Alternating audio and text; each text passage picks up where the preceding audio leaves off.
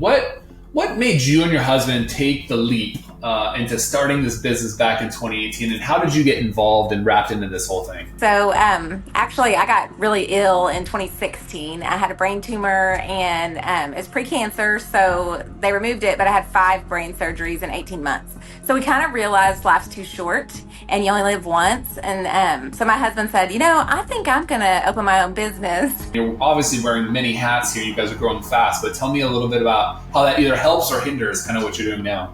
I just kind of try to keep us compliant. I'm really big on quality and having all of our ducks in a row. And so I have a lot of different roles, but that's the main thing I'd say I've learned is I'm not going to be good at everything. So I do need to hire out. Like, I tried to learn QuickBooks and I failed at it. I have a master's degree, but I am not QuickBooks. All right. Welcome to another edition of the Superpro podcast. I'm Roland Ligtenberg. I'm also the co-founder of Housecall Pro. Since 2013, we've been on a mission to champion the trades and champion our pros because the work you all do keeps our homes safe, comfortable, and communities running. Through Housecall Pro, I've had the privilege of supporting hundreds of thousands of pros just like you to empower you guys, achieve more, stress less, and redefine success in our industry. I'm super excited. Today we have Amy Boatwright. She's vice president and co-owner at Nobility Door LLC, specializing in all things garage door service out of Ada, Oklahoma. Hopefully I said it right this time. They're on track to hit $3.2 million in revenue this year with a team of 17, 9 service trucks on the road across 3 different locations, which we're going to jump into. Amy's got a bunch of golden nuggets for us today. She just doesn't know it quite yet. They're going to come out, and I'm going to do my best to ask her the questions. Welcome to the show, Amy. How are you? I'm great. How are you? Good. So you guys have been in business now for 7 years, 2018. What made you and your husband take the leap into starting this business back in 2018, and how did you get involved and wrapped into this whole thing? Okay, so actually, I got really ill in 2016. I had a brain tumor and it's precancer, so they removed it, but I had 5 brain surgeries in 18 months.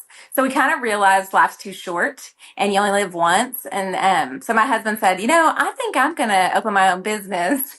And so I supported him, and he bought a business. It was a mom and pop shop that was just in some guy's backyard.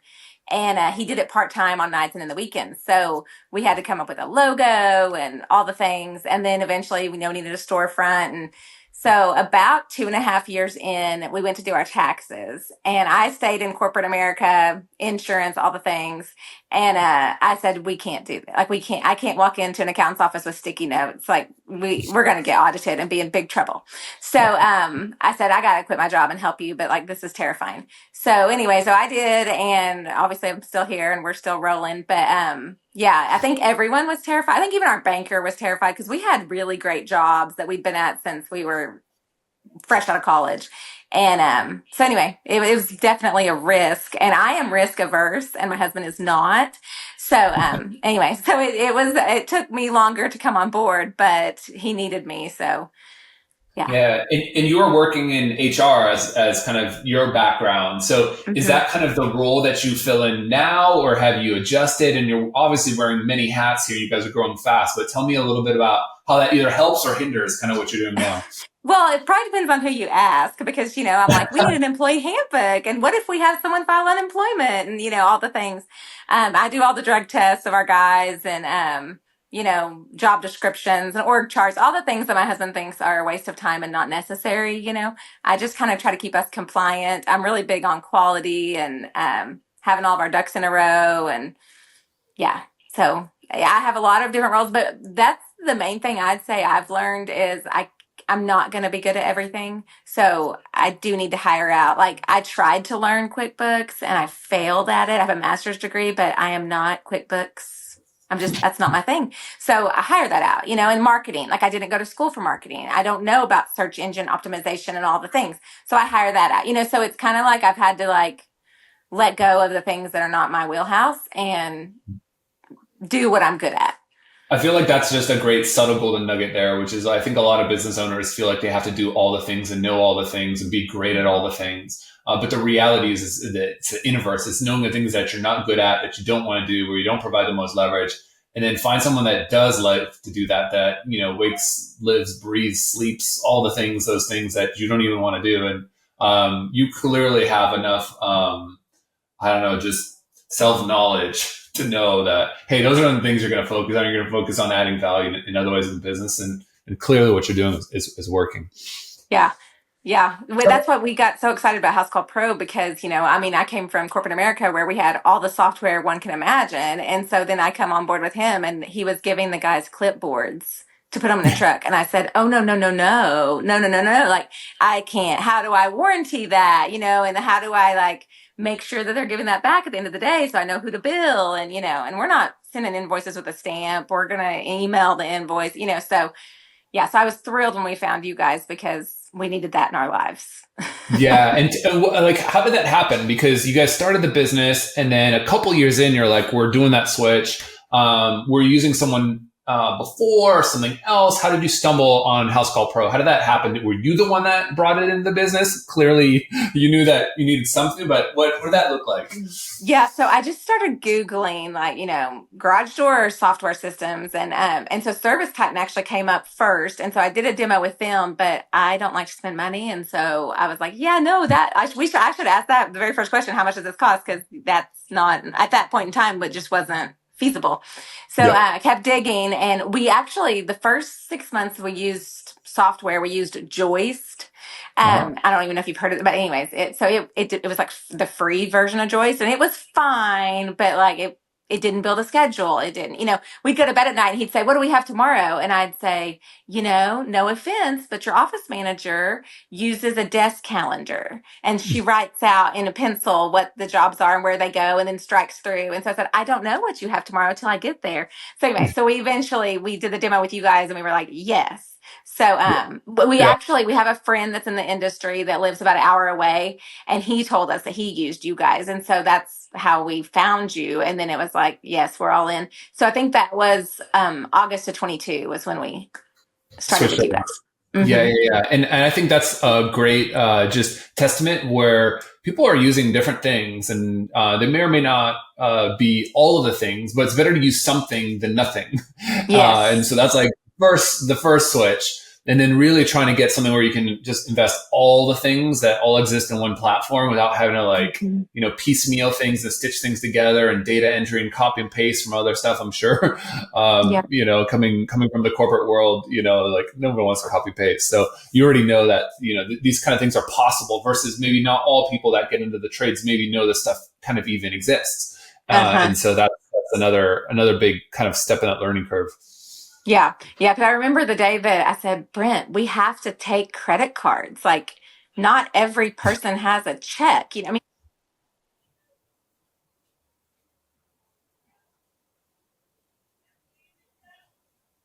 oh, shoot. Okay. Am I back? Yeah. Okay. Yeah, you're Sorry. back. You're back. But yeah, so whenever I was okay, sorry. I said, we've got to take credit cards. And so how do we do that? And at the time, we didn't have you guys yet. And so I found Clover. Clover was who we were using. And so, but then you've got to put the devices in the trucks. And then we live in rural Oklahoma. So Wi-Fi is kind of hit or miss, and so couldn't always rely on that. And so anyway, so we were really thrilled when we got on board with you guys and you had a credit card processing software and it was all connected. And yeah, it was good. So earlier in the beginning of the call, we're talking a little bit about, how quality really matters. And it's kind of one of these key reasons why you've been able to scale in the way that you have. How are you measuring quality? How are you making sure that quality work's being done now that you have all these other employees representing your brand, maybe at, different levels? Like, how do you get them all on the same page? And maybe how does Housecall Pro tie into that somehow? How have you systematized that? Okay, so we, like I said, I'm big on org charts and I'm big on process flows and following process, and so we finally eventually needed to like have a growth plan for people, and so like managers and supervisors and things like that, and so I kind of have like guys in place that are over 2 or 3 at a time, so it's not just my husband's over all God's children. So anyways, we did that. We structured. And then we used Housecall Pro and we used the segments and the hashtags religiously. Mm. So, Hmm. like if there's, we call them a go back. So say we hang a door for you and 2 days later it's not working. So I'm going to make a set job segment and, put on there, go back and assign it to the guy that went there before. And then we track it. Well, then whatever private notes he puts in, I then go create another segment for his supervisor. That's like, please see past segment and offer training to that downline. I mean, like, so it's just like, it's a way to catch and improve where we're broken. Yeah. And we do use hashtags like crazy. So like I have hashtags job completed. And if that's on something, that means I've reviewed it and I've looked at all the private notes and we're done. Like there's nothing else needed on this. So yeah. Yeah, I think that, when it comes to building process, you have to be organized. And it sounds like you clearly, have a good system in place for making sure that nothing's kind of slipping through the cracks. And that really is kind of like an underpinning of making sure that quality work is being done, quality invoicing being done, quality scheduling, Mm-hmm. like all the touch points are there. When you're thinking about reporting, how are you guys building your reports? How do you think about it? Like, and maybe how did that change from when you first started to where you are now? Because I think a lot of people struggle getting it set up. And tell me what kind of tips you have just around that in general. Okay. So we use those hashtags and the main one I use is the job completed. Well, I've gone in and created a report for like we started in 22. So the calendar year of 22, what was our revenue? What did each month look like? And it's kind of like bar graphs, and then I had to have one job completed 23, 24, 25. So I can kind of see visually how are we doing? Like what's the mark? Are we still growing? What rate are we growing?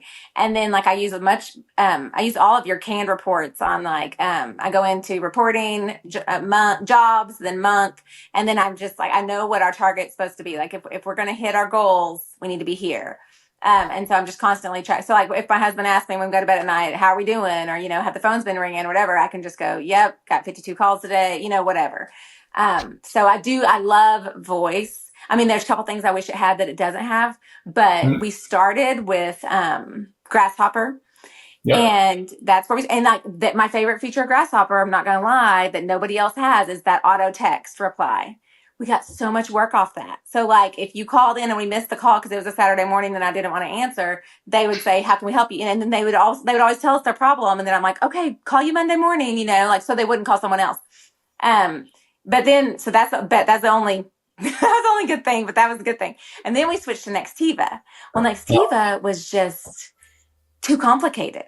Like I said, I have a master's degree, but I couldn't figure it out. Like if I needed to make a change to the call flow, I had to call a 1-800 number and someone that wasn't stateside was assisting me and it was an act of Congress to get it done.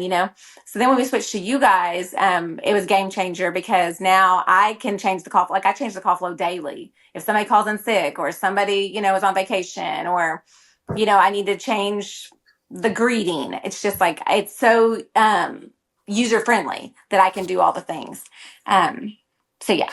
So we wish we would have done voice a lot sooner, but you live and you learn.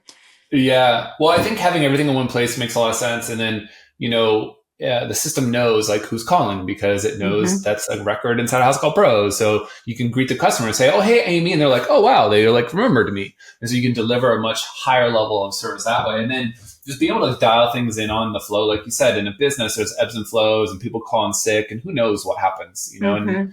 And if you can just change that really quickly and it's intuitive and it's like, it looks like a little process builder with a little arrow and you can move the thing. And so it's very logical to build it up, but you can build it so that, you can make sure you're not the one as an owner answering the calls all day, all night, on weekend. You can create Mm-hmm. ring groups and just all kinds of different stuff. It sounds like you've got that pretty dialed in now.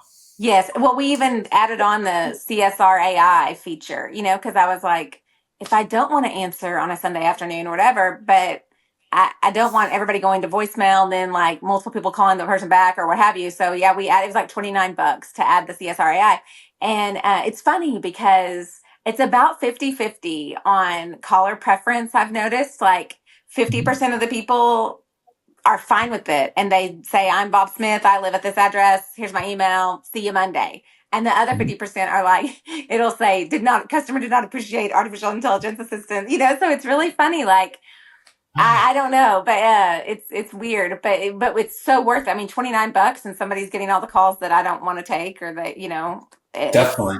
we like that a lot. And they're creating the customer for me. Like, and that's half the battle is getting all their demographics and throwing them on the schedule, so it's like it saves us a lot of time and energy. And if they want to do that on the weekend, and now that we went through you guys and we do the online booking, Yep. um, so fabulous. Again, that was me pushing, going, this is the put down the clipboard, this is the future, like, because of Hmm. course he's the one that's like out in the field, so he's like, what if I'm not available? And I said, we'll deal with that then, but like, we have to Yeah. there are people that like think about it on a Sunday at 4 p.m. and want to book an appointment, but they don't want to have to remember to call in. And so let them go take care of that. Yeah, and that's really great advice. And it's just like a really subtle golden nugget again, because customers are going to want to book and talk and whatever their own preferences. And you just have to have all those fishing lines out there and just let that fish bite, let them Mm-hmm. choose who, what, when, however they want to bite. Just get it. And a lot of people are like, well, what if I'm not available? Or what if the price isn't perfect? Yeah. Or what if I have to rebook them or whatever? Remember, you have the opportunity to rebook them versus before they would have left and would have gone with someone else, and you would have Yes. like that ad spend or that social goodwill or the SEO, whatever brought them in, you would have just lost that opportunity. So don't try to make things perfect. Just make it easy for the customer and they'll find their way to you and then you can deliver your service. Right. The CSRAI thing was interesting as well. Right now 50-50, and you're kind of servicing kind of rural areas. And Mm-hmm. so I'd assume that, over time, that's probably going to change where people get a little more trust and that they can get Mm-hmm. it done instantly and whatever. But I think also for some companies, having some mix or personal follow back up and go, hey, I know you called in. I'm excited to see you guys. It looks like you booked in 8 a.m. We'll see you guys then.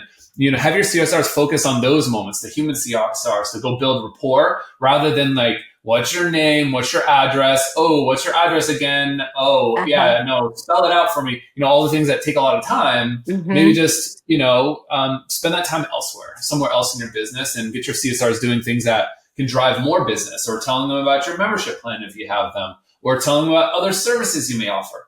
Mm-hmm. You guys now have 3 locations. How are you managing 3 locations? Do you have a different Housecall Pro set up for each? Do you have them all under one and then you're managing with tags for different locations?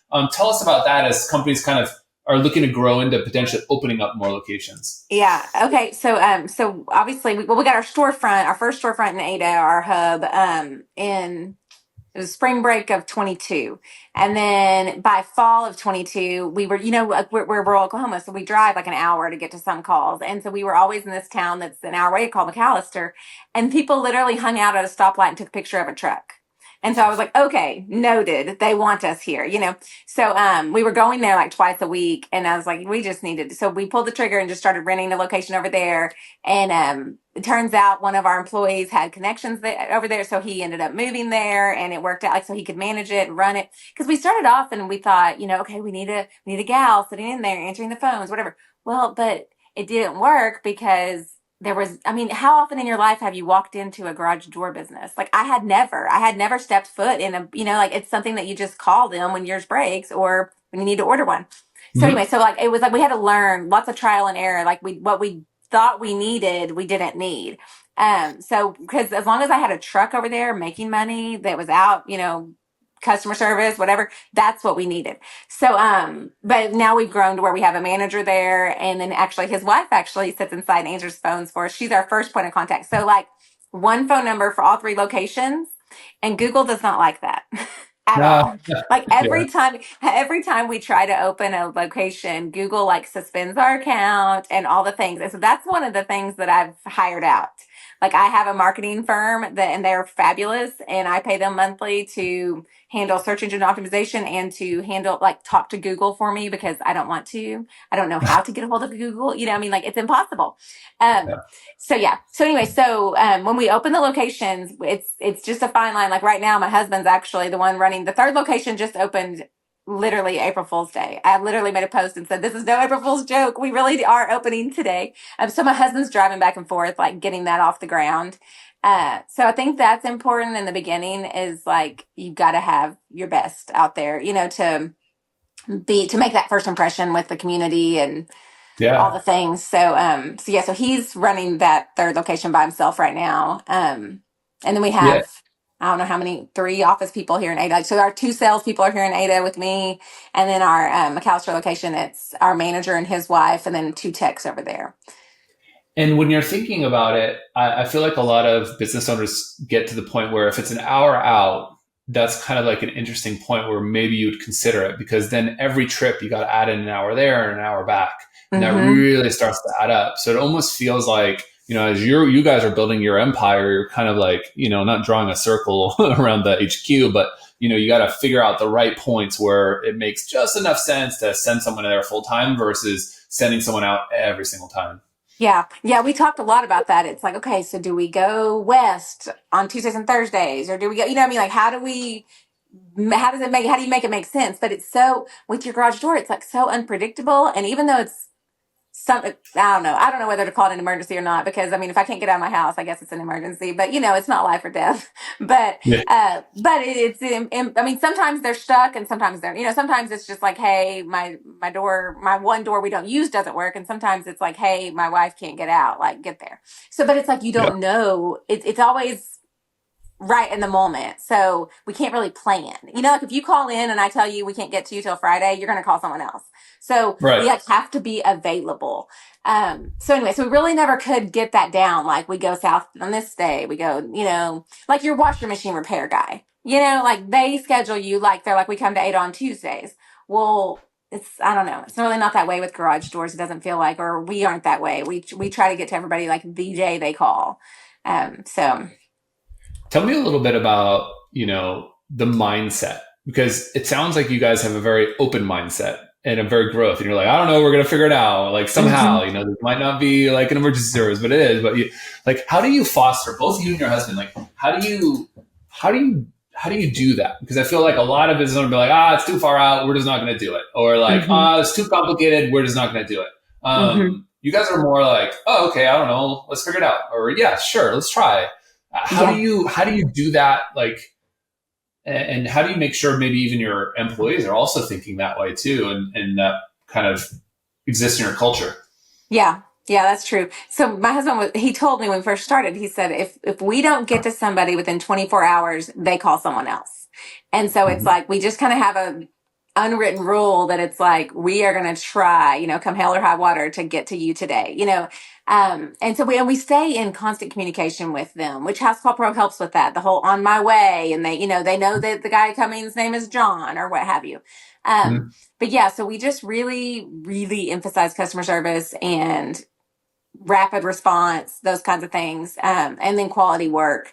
So, I mean, knock on wood, we have phenomenal people. We are surrounded by the best. And so that's kind of what keeps us with all the great reviews. I mean, you guys are great about asking for reviews. And thank goodness most of them are 5 star. We kind of Yeah. panic if there's ever one that's not. Um, but yeah, so and that helps because people call in and they go, well, we're calling you guys. We didn't know you existed, but you have so many reviews. It's like that's so important to people. Yeah. And so, speaking of that, what would you say is kind of what you know now about everything about House Call Pro? What's like a feature you wish you started using out of the gate, like right out of the gate, that maybe seemed too Probably complicated or too hidden, for example? like pipeline and voice are the 2 things that I would say that like we should have started a long time ago. My husband was real big. He went in feet first with force, and he's on that app constantly. I muted mine because I got tired of hearing when our guys were going over 80 miles an hour. I was like, I don't want to know.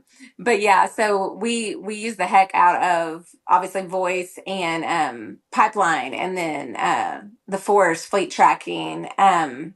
And then Mhm. I know this is basic and probably comical, but I love the schedule, and I really am detailed about what color people get, so that because I know that all the guys are working off their cell phones, and Yep. so all they see a lot of the time is just a schedule of colors like a rainbow, and so that's how, like, when he looks at it the night before to see who's doing what tomorrow, he's not, it's not the names, it's the colors. Like he's like, oh, so and so's there and so's there. So yeah, we are big on the schedule, in which now I'm having to like scroll because we've got so many people all of a sudden that, like, it's bigger than the screen. So Yeah, yeah, and sometimes I tell people like you just gotta get one of those like really big wide screens. You can run like multiple tabs and things like that as you start to grow. Or the other thing too is you can tag employees with hashtags, so you can have like your sales and your service and your install, so you can kind of group them. So you can just be like hide sales, hide service, only look at my install guys or Oh, gals, right? okay. Okay. Um, but yeah, I think and even when you're mentioning the schedule, people don't know, but you can color code it and tag it in different ways you want to make it easier for you to read and to recognize. So like Hmm. jump in there. I think a lot of people just use it out of the box, and it works great out of the box too. But customize it, because some people are visual, and there are some people color, or some Uh-huh. people add little emojis, into the job line, and they look for the different emojis. Uh-huh. There's all kinds of different fun ways you can use it. So you can always think out of the box there. And then, just force fleet is really interesting, because if you're using the GPS trackers, the dash cams, your customers will be able to see, the truck on route. So you kind of give that Uber-like experience, which, Hmm. when you're coming out of like a corporate America, you're kind of used to these types of experiences. And also as a consumer, because you're like, I know Uber, I know DoorDash, I know these Hmm. services. But then if you do it as a home service company, the homeowner's like, whoa, okay, this is Nobility, or, Yes. this is obviously like the tech that's coming. So there's these little things that, you kind of, maybe we're not so good at marketing it, but when they're pieced together, they really help elevate your brand and homeowners' perception of how professional you are as a company, above just using like an invoice app or a payments app Hmm. or even really expensive other apps that are out there, because they do the same thing, but for 10 times more money. So Yeah. there's different things there. What would you say, everything you know now about building a business, getting into a business, what's something you would tell like baby Amy 10 years ago? 10 years ago, Amy, what would you tell her if you could like speak to her right now? You can magically transport. Take some business classes. you know, like I'm like, I felt so ignorant. Like, my bachelor's was in elementary ed. I was going to be a junior high math teacher, but then I student taught and I was like, no, this is for the birds.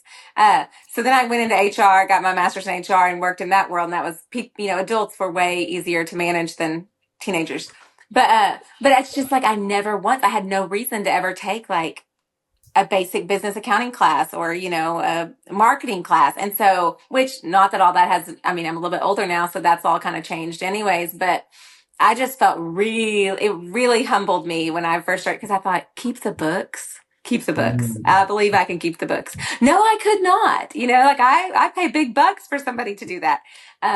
So it's eye-opening. I wish that I would have taken some of those, like taken some of the business classes, taken a QuickBooks course at the technology center, what have you. Like it would make me a lot more um, versed when it came to all this, because I brought all my knowledge from corporate America and all my HR background, but and a little bit of IT background, but not, when you're self-employed, you have to kind of, in the beginning especially, you have to know how to dabble in everything, because there's no one else to Yeah. do it. Yeah. My advice too is, and that's a great point you actually just bring up, is like, think about yourself as like a GC. You don't have to be a master electrician. You don't have to be a master plumber. You don't have to be a master carpenter, whatever it is. But you have to know enough so that if you had to do some things, you could. But even better, you have to know enough so you could tell if the work that someone else is doing is relatively good. Mm-hmm. Because then you can outsource it. Then you can kind of hire kind of outside of your own scope. Because otherwise you might be taken advantage of, which happens, by the way, all the time when it comes to like Mm-hmm. SEO and marketing, because there's like wizardry there, or Uh-huh. even just like CPA and accounting is very hard, and you want to make sure you're doing it right. And you want to make sure you're paying your taxes right. And most Mm-hmm. people that get audited aren't doing it because they're trying to steal. It's just because they're terrible at it themselves, Mm-hmm. and the IRS picks up on that. So I think that's a really great golden nugget. It's like know enough to be dangerous. You don't have to be a master at it, but be able to do maybe a little bit more. So if you have that opportunity, and I'd say too is YouTube's your friend. So if there's a topic or something that you don't know much about or you want to know a little bit more about, there's going to be a million YouTubes out there where in like 30 minutes, you probably learn 80% of the things to kind of get you to that GC kind of level. Mm-hmm. And then you can always figure out, okay, well, who do I want really to do that thing? Because I don't like doing books anyways. Right. Yeah. Well, that's just like, whenever we formed these LLCs, and it's like, did I even know what LLC stood for? I mean, like all the, S corporation, like what's the difference? I mean, all the, like, it's like, I don't, and then like, just the business advice of, well, which LLC should own the office where Mm. we're located, and I mean, like, Mhm. Mhm. is the GL policy supposed to be under that name? Or, I mean, it's just like all the little nuance, what I call fine print, and I don't like to read fine print. It's all Mhm. that. Like, I'm like, I don't, I know I could get us in trouble, like I'm not well versed in all those things. And I know if I'm not, my husband dang sure isn't, because he relies on me for that kind of stuff. So, you know, It sounds like you and your husband make a great team, though. yeah, I'm Especially like, you because go you guys make the have. money, I'll make sure the business floats, yeah. That's right. That's a good way to divide it. And I think too, just for people that are watching, listening to this, go to ChatGPT. It's your friend. Put it in like the O3 model right now, or like whatever's the best reasoning model. And if there's some fine print you don't understand, my biggest thing I love to recommend is just tell ChatGPT to say, explain it to me like I'm five. And then all of a sudden, this like really hardcore document, something with like super fine print, I don't know what, like all of a sudden, boom, I can understand it. And it is great. So remember, you don't have to be a master at anything, but you need to be smart enough to know what questions to ask AI at a certain point in time. And honestly, what's great for our pros is they have standing jobs. They have to interface with customers face to face. Those are things that AI will never take away. And so I think, focus on what you do best, and you'll be able to GC out, sub out the other things that you either don't want to or don't like to, whatever it is. Yes. So many good golden Something tips. else that I use the heck out of with you guys is that little blue chat bubble. Like Oh, I yep. mean, I don't hesitate. Like I'm just like, oh, I don't know what I'm doing, or I don't know how to move. Like the first time I wanted to rework the schedule, like I was like, I don't really like the order of operations here. Like I want it to be, the managers over here and the techs here and then the office girls over here. I just needed it to be. And so, yeah, I just blue chat bubble, ask, they tell me, and I do. It's like it's so wonderful to have somebody like at your fingertips. Yeah, definitely. And there's two modes of it too. People don't realize there's an AI mode and there's a human mode, and you can switch in between. So if you're in a rush, you want to get an answer, you can always go to AI. If you don't like the answer from AI, and if you have time to wait, you want to talk to humans, we have those as well, and they might do some more creative troubleshooting for you too. So, there's always a lot of resources, and it actually sounds like you're very resourceful. So I think as a business owner, if you know where to get information, where to get help, sometimes it's not about what you know, but it's who you know. And Yes. so I love that saying. And that's something that, oftentimes when I'm talking on the Superpro podcast, I just recognize that people understand that concept. So hopefully that helps someone out there Yeah. listening. And they, I think it was Shayna that told me about all the Facebook groups. So I'm in like the Super Pros, I'm in the Lady Pros, I'm in the regular Housecall Pro. And so it's like, if I'm bored, I'll just go scroll through and, see what people are saying and what people are recommending and what questions people are asking. Cause I'm like, I don't know. I'm like a lifelong learner. And so I'm all about like, oh, I didn't know it did that. Or, Totally. it's good. Yeah. And that's actually great. Another great recommendation. If you don't know something, you can always go to the Housecall Pro group as well. So whether it's the normal group, the Super Pros, the Lady Pros, if you're a Lady Pro, but you can go to any of the groups and ask, because guaranteed someone else will have run into that same issue or has, created a workflow that works even better for your industry. Housecall Pro is very flexible, which means that there's probably 5 different ways to do one thing. And there's not one right way. It might be different for the same type of business, just for different owners. They might want different views, So go in there, go ask questions, and learn what you can, because there's other people right now in your exact same position, probably with the exact same question. And oh, by the way, the search thing is a great feature there too. A lot of people are like, people don't search enough because it's been answered a million times. But sometimes it's fun to read through past responses, and sometimes it's fun to get like an updated, fresh view, because things are always changing. Right. So there's so many resources at your fingertips for sure. Amy, this has been awesome. Any parting last words? One takeaway, one key, if you could tell everyone in the audience, do this thing next for your business, because this is what helped us at Nobility do. Would you recommend? Honestly, what came to mind first when you just said that is I was so elated when I figured out, because okay, like we, say a $3 million business, there's no telling what we lose in credit card fees, right? And so when I figured out that the price book, I could just go do a one-time 3% increase on everything in the price book, it was like a game changer, because it's like, oh, I went home that night and made dinner and was like, oh yeah, that problem's solved. Like there's just these little features that it's like you find it and you're like, oh my gosh, that's a game changer. Because I was literally racking my brain trying to figure out, how do we absorb this? This is That's a right. lot. How do we do this? And so it was Yeah. like, oh, I don't even remember how I learned that, but I was like, I'm going to go do that like tonight before I go home, and the problem's going to be solved, So it's just Oh, things that's like that. And there's a bunch of different little ones, but that was a big day when I figured that one out.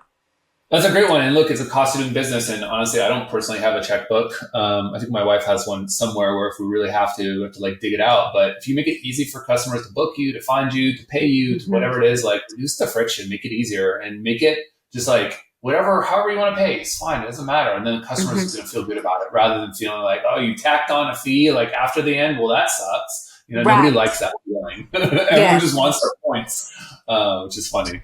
Yes. Well, this has been great, Amy. Thank you so much. Like, time has flown by. We've gone well over the 20-minute mark, well over the 30-minute mark. I would love to have you on again sometime, and really appreciate everything you guys do at Nobility. For everyone else that's listening, tune in to next week for another edition of the Superpro podcast, where we interview amazing pros and try to get as many golden nuggets as we can. If you're not using Housecall Pro yet and you'd like to, you can go to housecallpro.com/podcast deals. And if you want to text me, you can always text me, 858-215-1512. I texted Amy just earlier to get on the podcast, so we can always just text. Thank you all, and see you next week. Bye, everybody. Bye. The Superpro podcast is brought to you by Housecall Pro, the leading platform for the home service industry. Housecall Pro streamlines your workflows and simplifies everything from scheduling and dispatching to communication and billing. Unlock the full potential of your home service business with Housecall Pro. Work smarter and more efficiently with streamlined workflows and detailed analytics. Win more business and serve your customers well, every single time. Join more than 40,000 home service pros who have already revolutionized their businesses. Work smarter with streamlined workflows, get organized with centralized information, and scale your business your way. Learn more at housecallpro.com.